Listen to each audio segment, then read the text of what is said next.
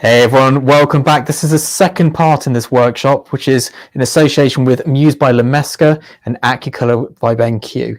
And if you want to see the original part of this, where we did the shoot, there'll be a link somewhere below. But for now, we're focusing on post-production. And post-production kind of starts in this room here. So this is my editing suite. Last time we were out in the studio, and today we're very much at a desk.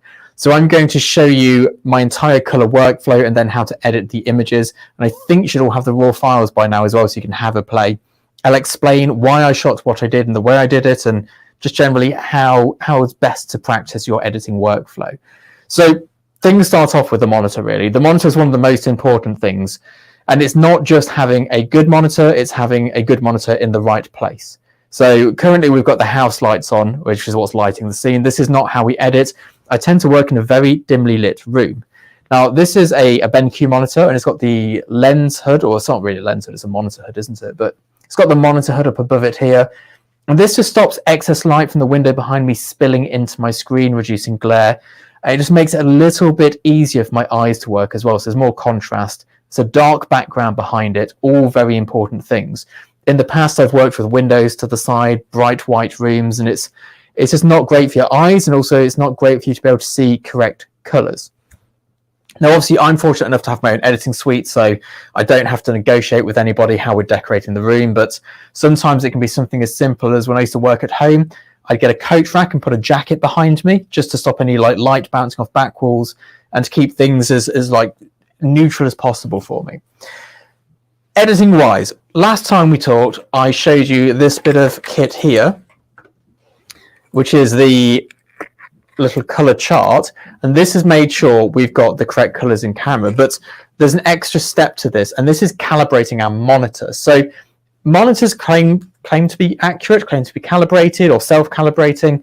This is kind of, they do, but not as well as we could do. So we have this fancy gizmo here. This is called the Calibrite Color Checker Display Pro. And this will actually calibrate your monitor consistently, and it's what we use for pretty much every job. Now, I work with a lot of photographers one-to-one, and one of the big things we have is they'll send me an image and I'll go, it's green, and they'll be like, no, it's pink. I'm like, no, it's got a green cast. This here makes sure that if you've done it and I've done it, we're both looking at the same thing or as close as possible given our environment. The other big mistake people have is their monitors are too bright. And when I say too bright, I often open someone's laptop up and my face is sort of getting a suntan from it. And this here makes sure that you can set the parameters to your brightness. We normally have it at 100, and I think it's called candelier, which is candles, to make sure that when you're looking at it, not only using a histogram to get the right brightness, but you can actually go, yes, this looks like it will look in print, which for the majority of us, for most of our careers, is where our work will end up, bar Instagram. Now, in terms of calibrating, I will be sat here looking at my monitor, and if I look at this monitor every day for the next 6 months, it'll look the same to me. So every time I do a big job, we calibrate freshly with this, because you won't notice that you've gone out of calibration. You don't look at it one day and go, that looks different. It's a gradual thing. Normally you'd go for every 100 hours, but I like to do a fresh calibration on every single job. And prior to this, we calculated that every 100 hours is probably like a week in the studio. So at least once a week, we do a fresh calibration. It takes a while. I'm not going to show you it on the screen. I am going to show you the interface though. Because of course, if I calibrate my monitor here and show you the difference, you won't be seeing my calibrated monitor that I'm seeing because you're on your uncalibrated monitor, which is a mouthful to get through. But the way that this works is it goes through the brightness, the contrast, the white points, the black points, and make sure that it's displaying correctly. It doesn't take long. It's really self-explanatory. You go through these little steps at the bottom and you end up with a perfectly calibrated monitor for the monitor you have. If you try and calibrate your TV from the 1970s, it won't be as good, but any modern BenQ monitor, you'll get a really good image out of. So what that means is that now this monitor here is showing me correct colors, which kind of loops back to the last part of the workshop where we photographed this. This part of the equation tells my camera these are the correct colors. So at this point, as you'll see in the edit, we know the camera's correct, and I now also know, because I calibrated my monitor before doing this, that what I'm seeing is correct. So I should, under the right light, be able to hold up this next to my calibrated photograph and go, yes, they look the same. Of course, the monitor's backlit and this is not, and I'm on the video side. But if I do a bit of clinking, there we go. If we hold this up next to my image, when we have it up on the screen, it'll show us exactly the same colors. And this is important. Like I said, when we're editing, if we're guessing what might be right, we're probably going to be wrong. If you look at this, and there are 10 different light sources, it'll look 10 different ways of difference.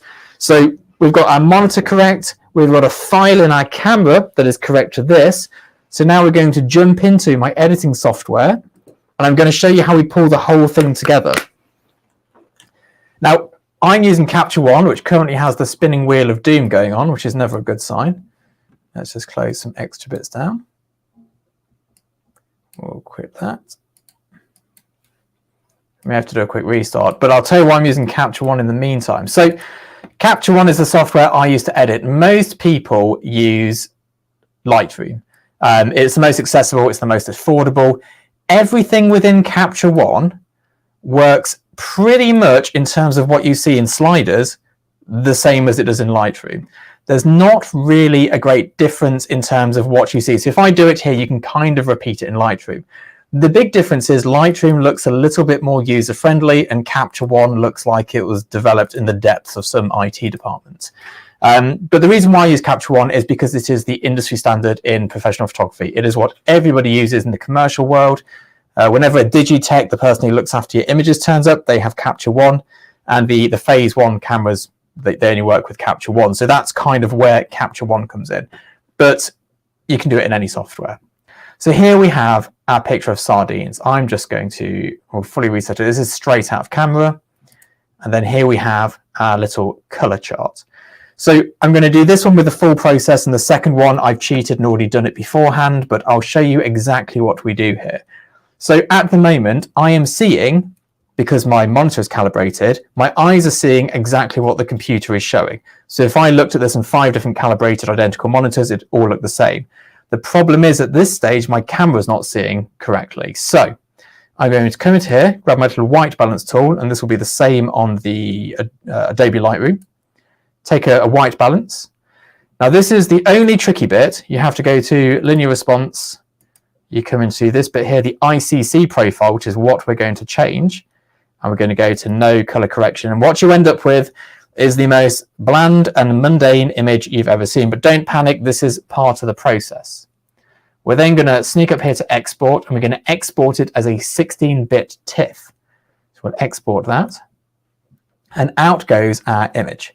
So I am now going to come into the software that comes for free with the color checker. I'm going to get our lovely TIFF file. Let's just go to my desktop. Live. Here it is. I'm going to drag this into here. There we go. And then all we need to do is drag these squares so they're actually covering the right area. It does a pretty good job of finding it because I shot this at such a bizarre angle. We're just going to tweak it a little bit. I like to get them as centered as possible, just so we're definitely getting a good mix in there. Let's just pull this brown one down a little bit. So at this stage here, we've got this neutral profile of an image, and this software is about to tell my camera what these colors should be. So when you look on the screen at the moment, they look quite flat, and this stage here is going, right, here's what you should be seeing. Let's tell the camera to see that. So that's what this stage is. It's very important. Unless you happen to be a wizard at remembering colors, this is the best way to do it. So we're going to go to calibrate, and we'll call this sardines test. There we go. We'll save that profile.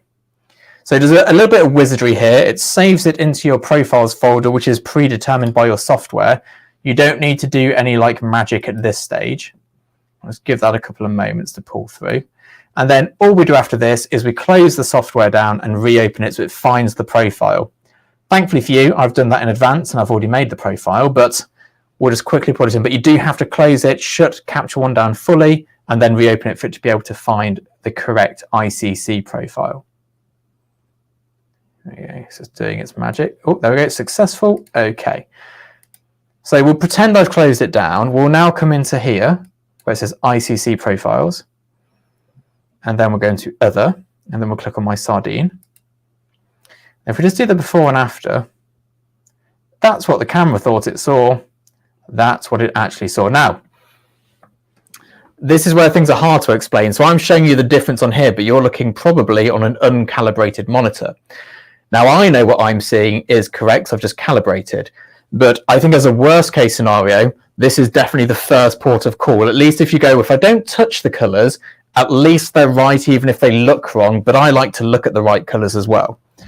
So we've got our right colors in here. So what I'm going to do now is copy this. And I think it's called sync in Adobe Lightroom. And then I'm going to apply it here. There we go. So now we've got the correct colors on our file. Let me put my color dropper back before I break them. Now I have a set way of working in like post-production in general. The first thing I like to do is crop it, just so I'm not doing anything to parts of the file that actually don't matter. I don't want to be taking into consideration something which I'm not going to see in my final image. And I'm a big fan of cropping. After years of thinking cropping's cheating, I just don't. It's just nice to crop. There we go. So we start off over here in our exposure tab, and I like to come through. We get the clarity tab open. We'll get the exposure, high dynamic range, and levels. I don't like using curve because I find them a little bit too sensitive, I guess is the best way to put it. Whereas this is just nice and easy. So you see this here, this is our red channel, which is predominantly these pinks and fuchsias. I'm going to pull this bottom line all the way along to it until it just about touches it, and then go a little bit too far, because I like my images on the side of overexposure and radioactive colors. This is personal taste. There's no right or wrong at this stage. This will have some effect on the colors, but mostly in terms of contrast. So there we go. That's kind of how, I mean, we could go all the way here, but then it's too punchy in the sardine. So let's just go by eye. And now this is another important part of why you should calibrate your monitor. When I'm looking at this black point here, I know exactly what it's actually looking like, and the brightness is correct. And when I print it, assuming I get a good print, it will come out the same. So all very important stuff.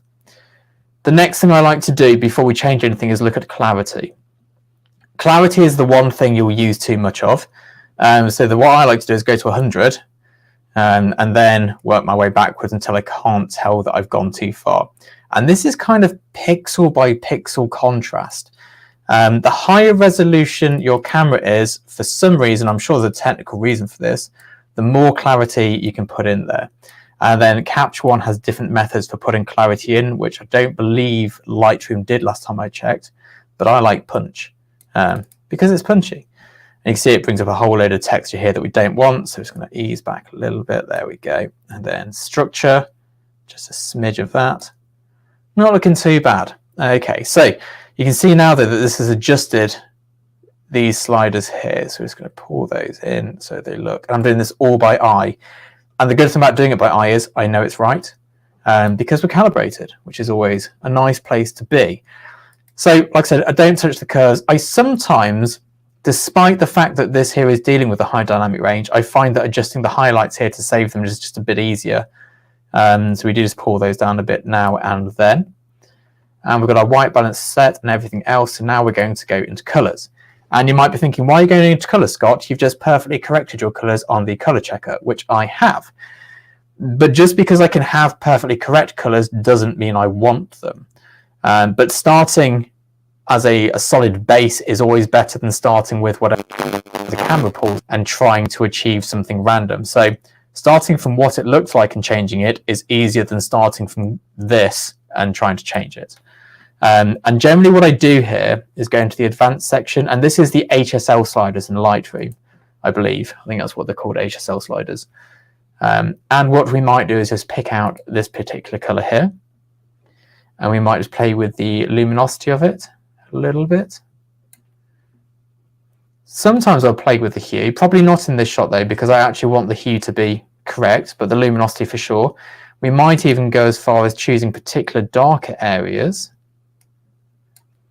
and just increasing the saturation just a tiny bit, but then coming into the fishes over here and maybe just brightening them up just with that color. Looks nice. It's a little pop. There we go. And I do quite a lot in here. I often spend maybe 10-15 minutes slowly adjusting the various colors in the shot. At this point here, and we're running through this one a bit quickly as we go into more detail in the next shots because it's a bit more interesting in post, I'll add sharpening. Now, sharpening is a tricky one because if you sharpen it too much, it looks like you've sharpened it too much. So I always think you want to sharpen an image to the point that you can't tell that it's been sharpened. And in order to do that, let's put that pipette back. In order to do that, what I like to start off with is I come into here, these little drop downs which I didn't know existed for ages, and we go down to soft image sharpening 2. I don't know why, but this one usually starts at a pretty good place. And now what we need to do is find a sharp edge, because you see how we're getting a bit of haloing here? This will be a combination of two things, the clarity and the sharpening. And we have a bit of halo suppression here that we can use. We can also pull our radius down, and that is how big the pixel is it sharpens. Look at this. I don't know if you can see that on your screens, but we've got this really big white band around the edge. I don't even remember in the early noughties when HDR suddenly became cool and everything looked like it had this monstrous halo effect. But as you reduce the radius, that goes away. There's always a fine line between reducing it and just getting smooth smush. So at 0.8, I can see the white line, and all I do now is I go back one at a time. There we go, at 0.6 it's gone. And then if we increase the sharpening, of course, you start to see literal pixel by pixel sharpening, and you just bring it down again until you don't know that you've done anything. And I always think that that is the aim in color grading and sort of sharpening of any image, is do it so that you can't tell it's been done. Now, something I do to all of my images, but not usually at this stage, it's normally after Photoshop, is that we start adding some grain in there, because I quite like a little bit of soft grain. And I just use the built-in one. What we do is we just zoom into a sort of slightly out of focus area, and we just add that grain in. Now, if I was going full edit on this shot here, in post, obviously we'd tidy up the background, tidy up this a bit, we'd mask around the paper, we'd remove all the texture from the background and foreground and give it a very crisp and clean look. But that takes about an hour to do. It's very boring. You can do it quickly with some median blur perhaps, but it's not really an exciting thing to watch somebody do. So what we're going to do instead, in a very Blue Peter fashion, here's one I made earlier, is show you how to edit and tidy and retouch this shot here, because I think this is the more exciting shot. So I've already taken my color checker from this shot, and let me show what it looked like originally. It was overexposed. It was kind of blown out, I think. I think even the black points are struggling a little bit. And then we've corrected it and got the correct ICC profile from the color checker. We've pulled that all in and we've copied it over to here. And again, if I just show you the before and after, even on the can, yes, it's overexposed on the left, but you can see the actual yellow color selected by the camera compared to by the chart are two very different things.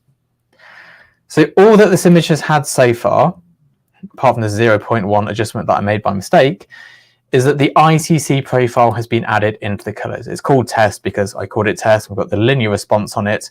We can change these to whatever you want. Linears being the flattest. We can go to sort of like some more contrasty ones.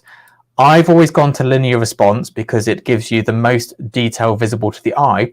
Not that the others lose the detail, it's still all there because it's a raw file, but it just allows you to see it all, I think, is how I see it anyway. So again, we're going to crop it first, and this is a great example of why we crop it first. As I was pulling up the light thingy, it got really bright at the top where I held it for too long when I thought I'd finished the exposure and I hadn't.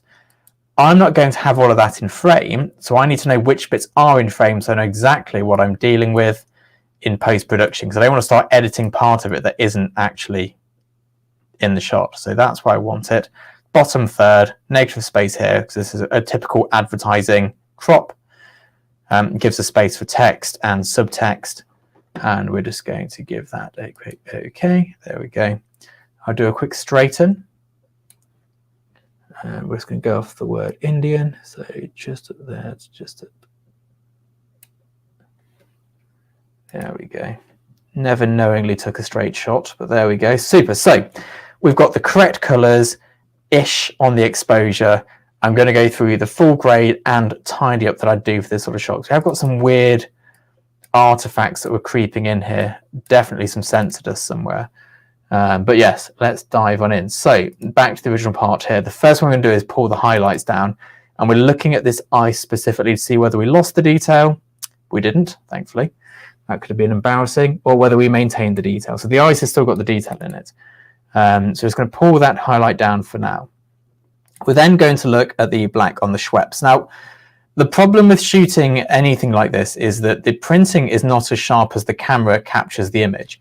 So you'll notice that the droplets, which are on the same plane of focus, are sharper than the text. It's because they never really print the text that well. I don't think they can print it that sharply. So what we're going to do here is pull the shadows in, just to try and add that little bit. There we go. So the black points come in just to add a little bit more contrast there, which I like. We're now going to go back to the punch in clarity. There we go. Okay, so we've got a nice punchy shot that looks detailed. It's not gone. I mean, it's got haloing on it, but that's actually a catch light from the back. It's not an actual sharpening halo yet. But we're getting there. We're getting there. We've got a problem up here in that this is clipping in the color channel. I'm going to see if we can retrieve that without masses of work. And that we need something doing about the vibrancy of the background. So we're going to grab a brush, which is living up here. Scott, just got a question. Yep. So Thomas has asked, how do you remove the texture? Can you talk through the process in Photoshop? Is it a simple job or is it something that requires a little bit more? So removing the texture in Photoshop is quite a complicated job. Well, no, it has the potential to be simple. If you're photographing a non-textured item like the can of Schweppes, you can do a median blur. Because the can's smooth and the background's smooth, it looks correct. But every single background replacement has to be taken on the merit of the item you photograph. If you've got a super textured steak and you suddenly have it on a completely textureless background, it looks really fake. So at which point we usually add in digital noise, and then we add in matching grain structure to the background and the product to try and blend them in to have the same aesthetic. So it's simple in theory, and it's just a case of masking out the areas and then a median blur, but it can become very complicated, and sometimes we actually end up doing an entire background from scratch. So we'll literally cut the item out and then draw a new background in place, and it's incredibly time consuming.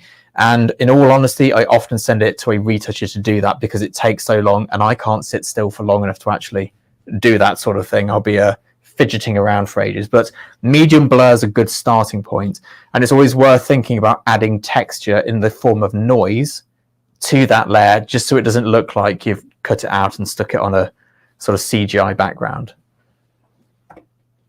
So I'm going to quickly brush a layer in here. Now I'm doing this with my mouse. I'd normally use my Wacom tablet for this. So I'm just going to brush in here. This is quite slapdash, and just pull the white point down. And then the highlights. There we go. That's made a big difference. Now we still want the catch light in the middle. There needs to be a brightest point. A lot of people think that blowing something out is a bad thing. I don't subscribe to that train of thought. I think blowing the wrong thing out is a bad thing. But having this catch light here just gives the whole thing a bit of oomph. So we've done that one adjustment layer. Always label your layers. We'll call this one catch light. And this is kind of like Photoshop in a way nowadays. It's a very... Let's do a new mask here. These are like layers now we're adding. And I believe that Lightroom has recently also added layers to their editing, so which makes sense because Adobe run Photoshop. So we're going to call this one can. And again, we're going to do a bit of a slapdash brush, draw a mask. And we're not going to get this bit here, but we're going to get the main body of the can. Just do a bigger brush because it's not very easy with a mouse. There we go. It's mostly the center, so I'm feathering it off to the sides. There we go. And this redness here is just showing me what I've brushed. And all I want to do now is increase the shadows a little bit. There. The highlights and the white point really affects the colors. You see that there? There we go. And I'm not sure how clear the actual version you're seeing is via live stream. So if it looks like it's doing very little, I apologize. Let's go for a bit of neutral. I'm just adding a bit more clarity to the center of the can and then dropping the highlights to compensate. Perfect. So there's those two areas there sorted. We'll do some more later, but for now we're going to look at the background. So I'm going to go for a new layer. And of course from here, background. Spelt it right and everything. There we go. So get the mask brush out again. Now this here has got a bit of a blue tint at the top, which I like. But the problem for me is that it's not blue enough. So we're going to go to that. That's too blue. If we just try and gently, there we go. And then we're just going to feather it in. Perfect. Again, if we just go to the before and after. So before we got this very overexposed shot, and now we have this here. And this is all just in raw capture. Now, I was discussing this beforehand. I always overexpose my frames quite considerably. For some reason on the Canon 5 DSR, overexposure is good, underexposure is bad. I'm not entirely sure the reason why for that, but a lot of cameras like the Sonys, they prefer underexposure and then pushing it up in post. So it's a lot of what works best for you. And this is definitely true for capturing raw files. There's always a best way or best method for your particular camera. When I used to shoot my 5D Mark II in yesteryear, there's always a 160 ISO was actually better so for colors and dynamic range. So there's a lot of little tricks to get for out of your camera, just get a little bit more detail or a little bit more image.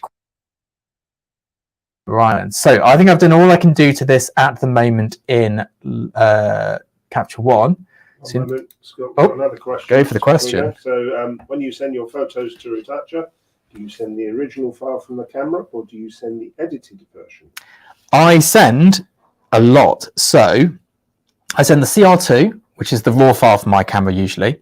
With the CR2, I'll send a TIFF, which is made on site. So during the shoot, we do a few adjustments, and whatever's in that, we'll send that as well, which they often work from because we've already gone, this is kind of what we're looking for.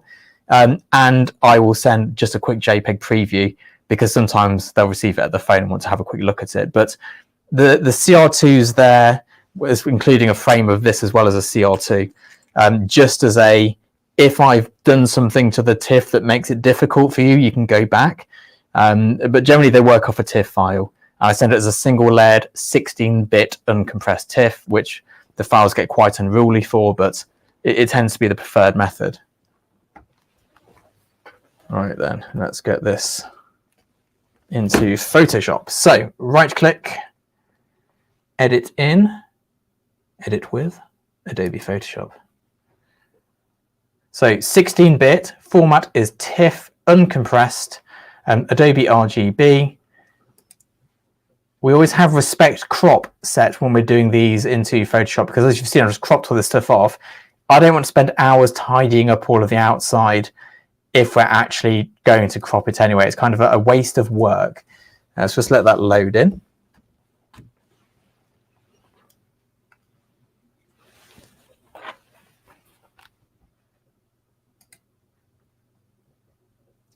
Super, there we go, it's loading.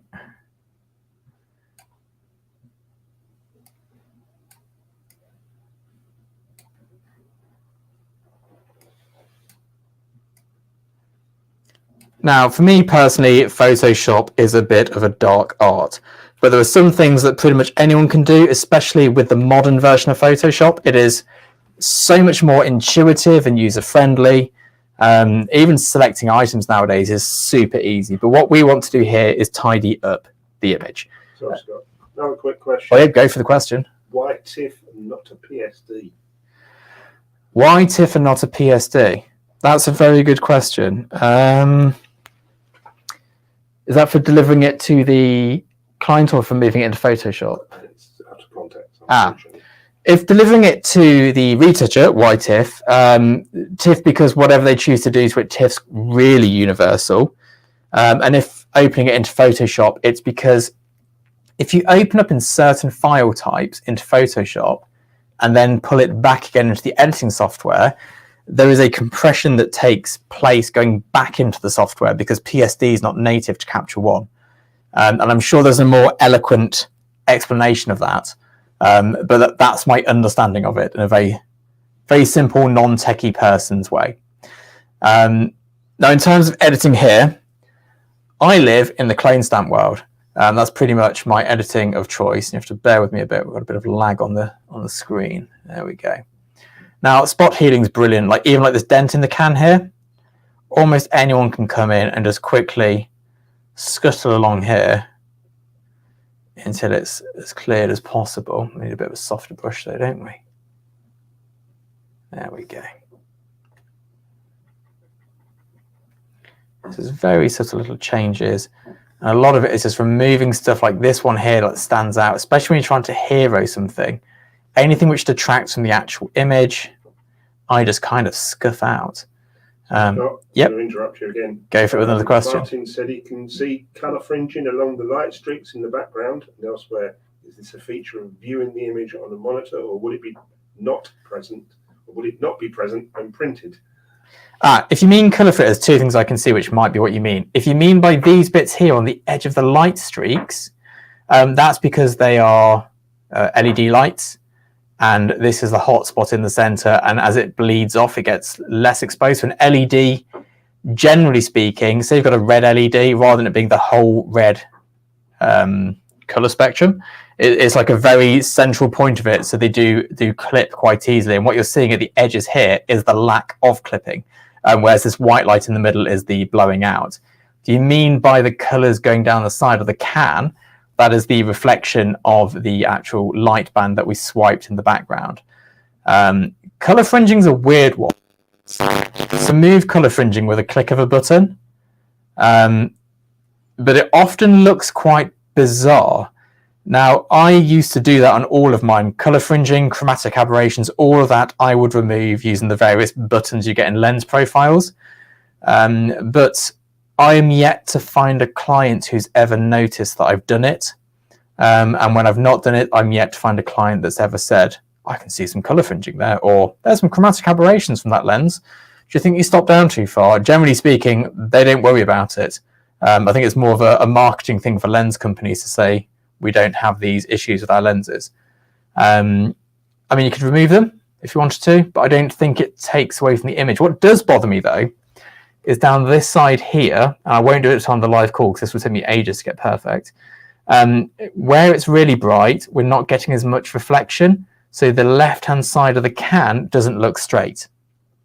That, to me, is an issue. That would stop this going into my portfolio. And what I would end up doing is taking part of the straight line here with the clone stamp tool and moving it along. But that would probably take me half an hour to do at my current rate of editing. Let's quickly tidy that. A byproduct of this shot, I'm not sure I could even tell you what it is. There's these weird specular bits up here. They kind of look like when there's water in the air and light shines through it. But I know there's no water in the air. So I don't really understand what's caused them. I assume it's like a byproduct of the light moving along. So I'm just going to quickly tidy those up, because if there's loads of them, I might be into it. But there's like 2 or 3, and they look like mistakes, which is never good. If there's going to be something in there, make it intentional. I see there's one here as well.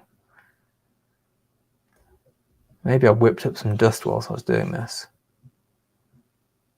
We'll see. There we go. And then the most important thing is the sort of idiot scan at the end. And this is where you literally go through the image millimeter by millimeter and just sort of have a look around and go, right, what's where, what have we captured or failed to capture, what dust is like still sat in there, like there's a tiny little black dot just there. Oh, lost it again, bear with me. Sorry, we've got a slight delay on the mouse. There we go. But I can just see a little black dot here. And that dot's tiny, but if you imagine this can printed the size of a human, it suddenly becomes a bit of an issue. And a lot of what we're looking for in the corners especially is sensor dust. If you go and look around London at any given time at the billboards, you'll find sensor dust in them. And most people won't ever notice it, and the general public won't ever notice it, but you'll forever know that there's sensor dust on your billboard, which is never a nice thing. This one here needs to go, but that's going to take a clone stamp unless Photoshop's got so advanced. Should we test it out? If this works, I'll be amazed. Oh, look at that. That was impressive. There we go. Computers really are coming on a lot. There we go. So that's good enough, I think, for now. So let's close this down. Press save. And press OK. It's got no compression. There are the settings we have it on. Press OK. This now comes back into here as a TIFF. Let's wait for it to load. There it is. And this is our now edited TIFF. So we'll just go back to the previous file. And if we just reset this,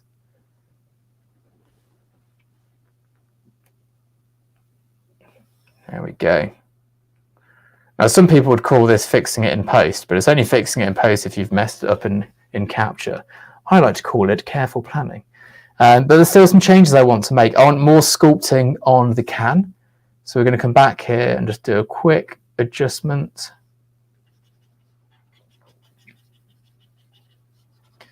So I'm trying to talk whilst doing something, and normally I just have my tongue sticking out at this point.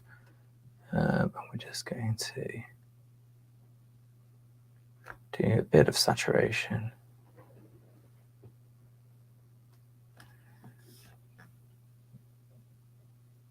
There we go. And that, apart from adding noise onto it, which is what we do last. Now we don't sharpen it again because we've sharpened it already, but we'll add some soft grain in there. Let's bump that up a little bit. Again, this is a point where you can't see it at this level. So I'm just going to zoom in. There you go. You see, it just gets rid of that slick digital look, which we spent all that money on. We're trying to make it look like film again. And from a distance, you see just in these like light here, it's got like fuzziness to it. If that was super slick, it just wouldn't look as premium. Now, normally I'd go into the can and do a lot more retouching in there, but this is pretty much it. And we know that the colors are accurate. We've not changed the hue of the yellow. It is Schweppes yellow. We've slightly enhanced it with some sculpting and dodging and burning. We've completely changed the colors in the background, but we knew what we were starting with, which makes it much easier. So when we look here, we know that this yellow here will be the same in the Schweppes can. It'll be the same yellow, and then it'll pick these ones here from its starting point. So it just lets the camera understand where your starting point is, and therefore which one to pick, because there's a limit on how many colors there are per camera. And I'm guessing if you sit somewhere in between two different colors on a Canon, it's probably not going to know which way to go, which is one of the benefits of the sort of more 16-bit medium format cameras. You get a bigger color choice, so you can really like have fine gradation. There's every now and again you do a shot like this where it's all yellow and it struggles to find enough tones. You'll get some weird banding going on. But today we've been fortunate enough not to have that issue. So that's, I'm going to take my glasses off because they're only for looking up close. That's kind of the setup in terms of color management. So it's capturing perfect reference colors in camera, making sure the screen itself is set up to show you perfect referencing colors. And then from there, you don't have to keep them. You can go whichever way you want. But if you do change them, once the screen's calibrated, you know you're seeing actually what you're getting. And by starting at a neutral point, it makes your life a lot easier, especially in monochromatic images. And by that, I mean when you've got like a red can of Coca-Cola on a red background with a red prop. That sort of thing's a nightmare to try and fix by eye, but with one of these, it just makes life so much easier. So we got one other question, and it's in Lightroom you have a tab of transform that can make your image straight. If you don't know the answer, do you not have that inside Capture One? Yes, you do. So transform is called keystoning. There we go. So leveling and straightening are two different things. So what this will do is correct for sort of merging and converging. Is that the right word? Converging? Basically, the effect of looking up at a building and it toppling over backwards, it will fix that. But any of these, whether you're going for verticals or horizontals, distort the actual product. So one of the reasons I use that big camera with the bellows and the movements is that you can do this in camera without distorting the actual product, whereas this is kind of stretching pixels. So when people say, oh, I'm an architecture photographer, but instead of using a tilt shift lens, we do it like this, their buildings kind of get stretched and the pixels get borrowed and pulled along. Whereas if you use an actual, either a view camera or a tilt shift lens, you can just change that perspective naturally, which gives you a better final image. So there's kind of, and this is something which is a pet hate of mine, there's a few things in photographs that have to be level. One is your horizon like this, and one is your fore and aft like this, or your left to right at the back. Fixing this one, your horizon, nice and simple. You just kind of twist it and crop it. Fixing the fore and aft or the verticals, doing that, you can only do it by stretching pixels, and it always looks like the pixels have been stretched. It's never a good look. So if you're ever going to get a wonky picture, only ever have it going up and down on the horizon. Anything else is not ideal to fix in post. Good. Super. Lovely stuff. Thank you very much. Don't think we've got any other questions at the moment. So see if anyone throws anything in the chat. Yeah, if you have any questions, do let me know.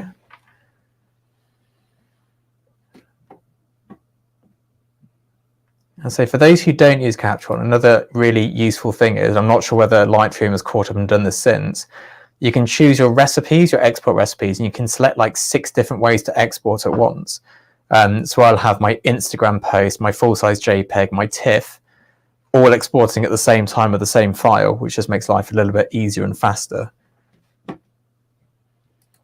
And then the tether capture is extremely stable, which is one of the reasons I moved over.